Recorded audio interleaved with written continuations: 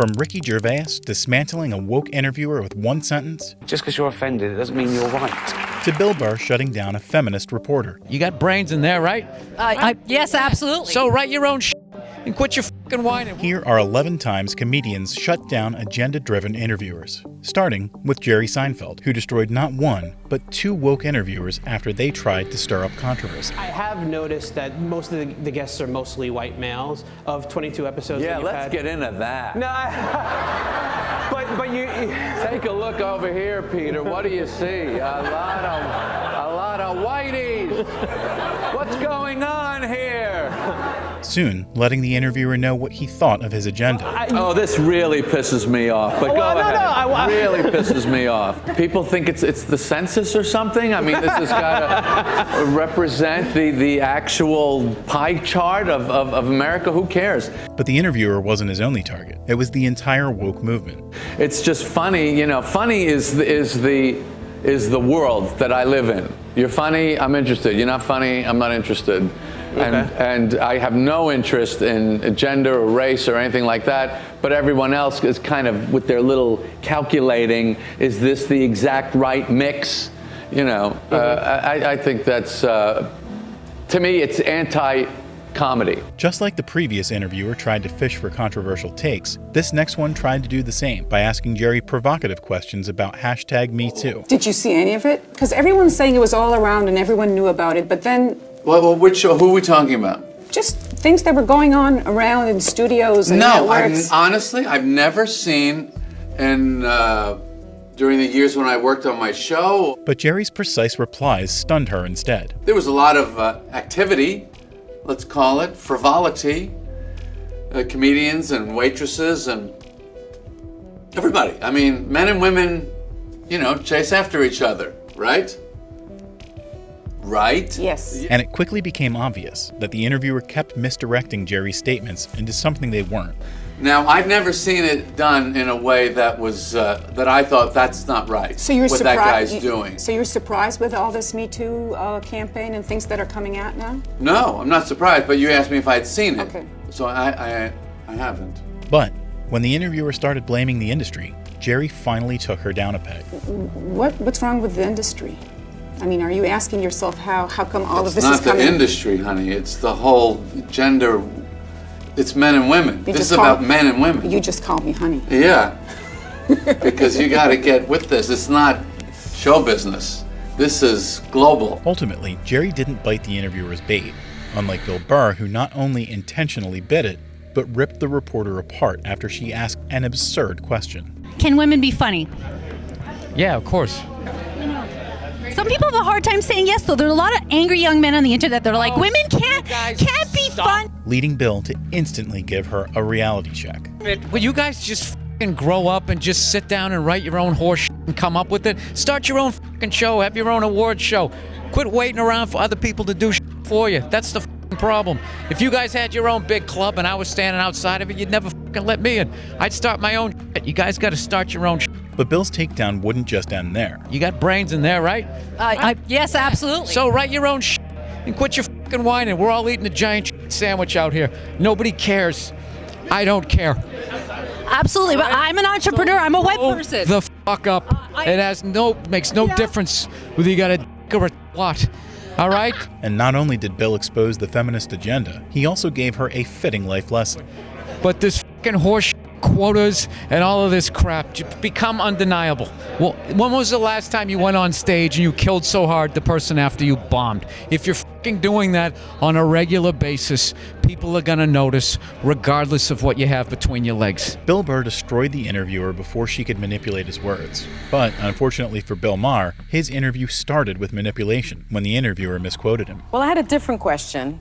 But it struck me that in the first segment you used the term woke, and you said that woke is what was sort of ruining everything. And I know that you're... No, I didn't say ruining everything. I said that's why Trump could get reelected. Nevertheless, the interviewer continued showing Maher in a bad light. The term woke has been, in my view, co-opted by the right and weaponized and bastardized. And so I was surprised to hear you use the term because historically, as you know, because I think you're quite brilliant, that woke is a word used by the black community to note that we must be aware of social injustices. But words and migrate. So why is that a bad thing? Instead of getting flustered, Maher immediately flipped the script. It's not a bad thing, and originally that was absolutely a great thing.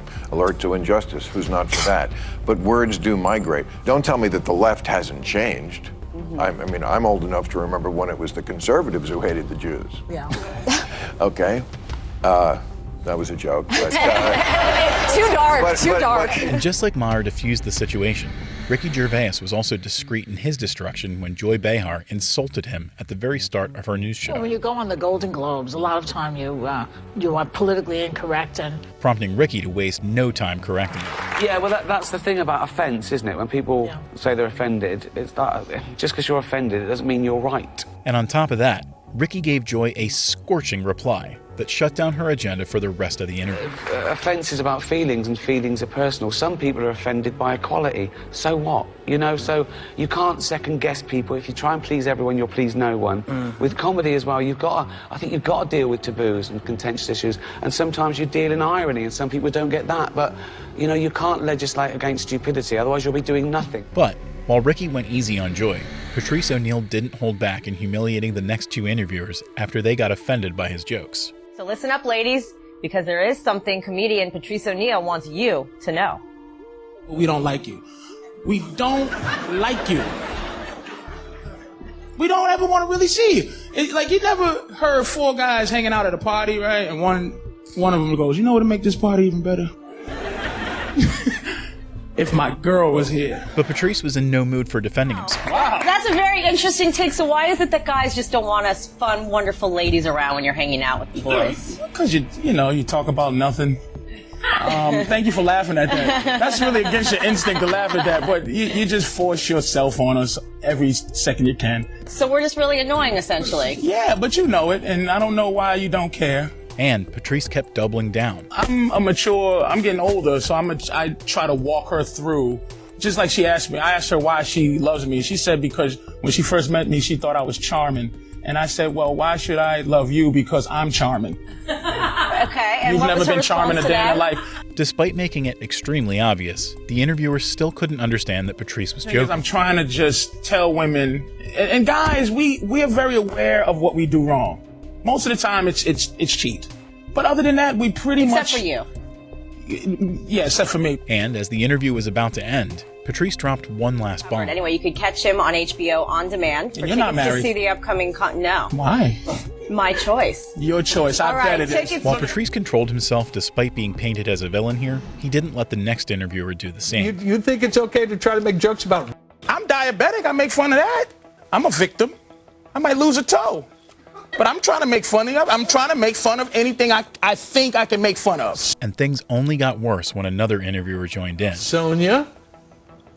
You know, what's happening now is the marketplace is deciding what's appropriate or what's not appropriate. I think the nation is just tired. There's a new mood in the nation. What nation?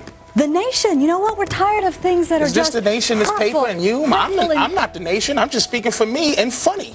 But when that interviewer crossed the line... I've been to your show once, and it wasn't very funny being a woman in your hilarious. Show. Patrice instantly cut her down to size. That's why she doesn't like me. I was in the paper with her, and the joke is hilarious, called The Angry Pirate. And the lady who wrote it in her outrage didn't even know what it meant, and anybody who read it laughed, because they know what funny... You're not living in the context of funny, you're living in the context of fired. But Patrice wasn't done. This is just what she has to say. We are outraged and fired and fired. And fired. Name calling. I'm outraged. I am outraged.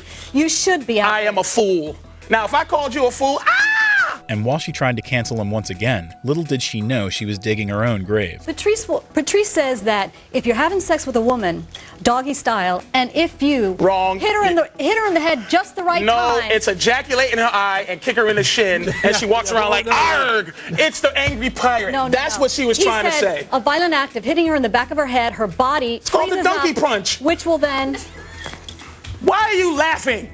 She's outraged. It's called the donkey punch. It's whole humor that she has no clue what it is. Just like the female hosts regretted inviting Patrice, Sam Morrill's narrow-minded interviewers also regretted when he appeared on their show dropping adult jokes. Last time I was here, I hooked up with a mother of 6, and that That's the lowest number I could find in Salt Lake. That's not my fault.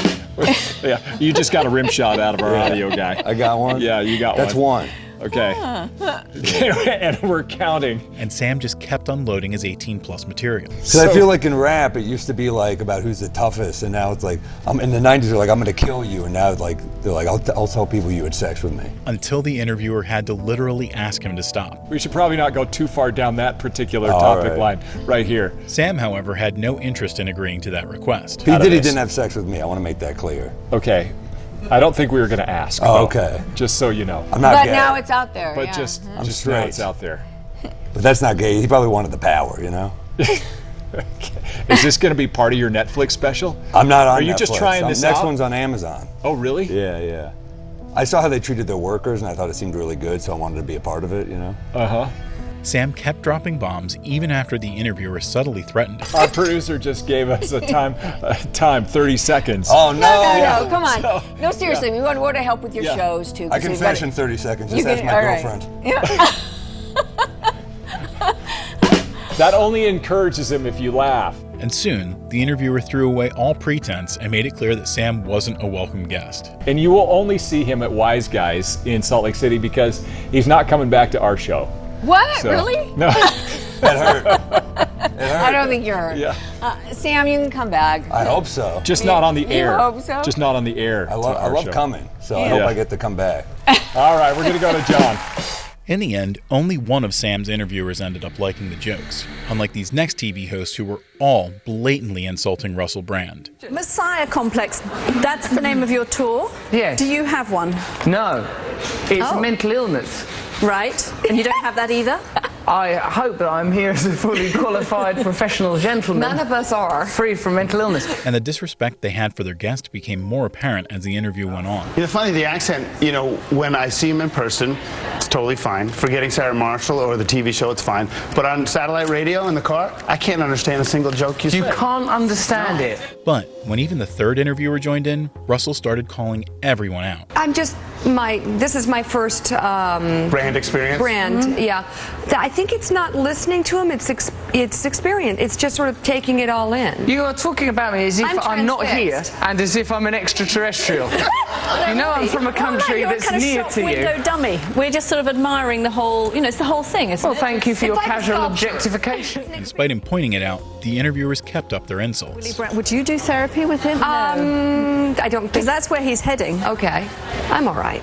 Yeah. You shouldn't say he when a person is present. You should refer to the person by their name. That's basic good manners. Is this what you all do for a living? And just before he left, he taught them a lesson on how to do their job. Look beyond the superficial. That's the problem with current affairs. You forget about what's important. You allow the agenda to be decided by superficial information. What am I saying? What am I talking about? Don't think about what I'm wearing. These things are redundant. I'm distracted. Superficial. Okay. Don't be distracted. What do you think that gesture means, the way you're touching that bottle? What does that indicate?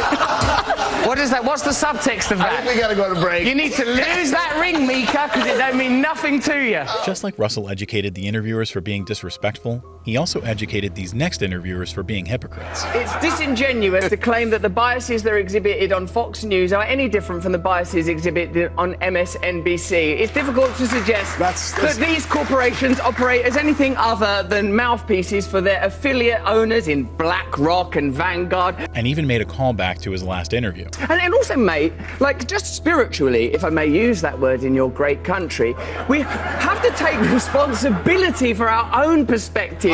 I've been on that MSNBC, mate. It was propagandist nutcrackery on there. But instead of debating like gentlemen, the interviewer resorted to personal insults instead. All right. I'm with you. I think it's a false equivalency, Russell. It's not. That's your own biases, mainly. It's not about bias. It's a false equivalency because you don't actually know anything about any of these organizations you're talking about. Even on MSNBC once, big f***ing deal. My darling, it was more than enough.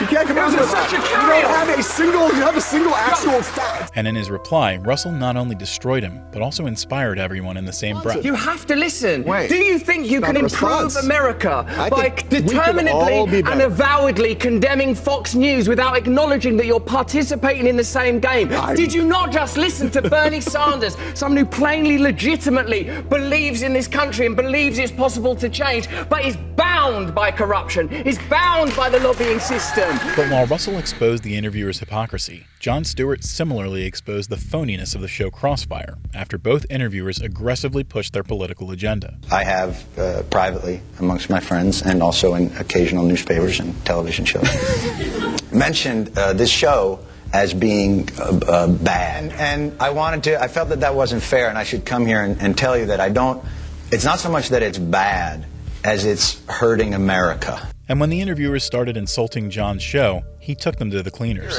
And I'll tell you, when politicians come on, it's nice to get them to try and answer the question. And in order to do that, we try and ask them pointed questions. I want to contrast our questions with some questions you asked John Kerry. If you want to compare your show to a comedy show, you're more than welcome to.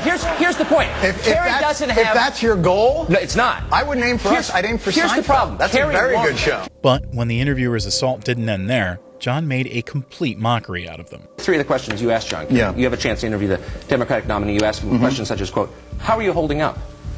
Is it hard not to take the attacks personally? Have you ever flip-flopped, et cetera, et cetera? Didn't you feel like you got the chance to interview the guy? Why not ask him a real question instead of just suck up to him?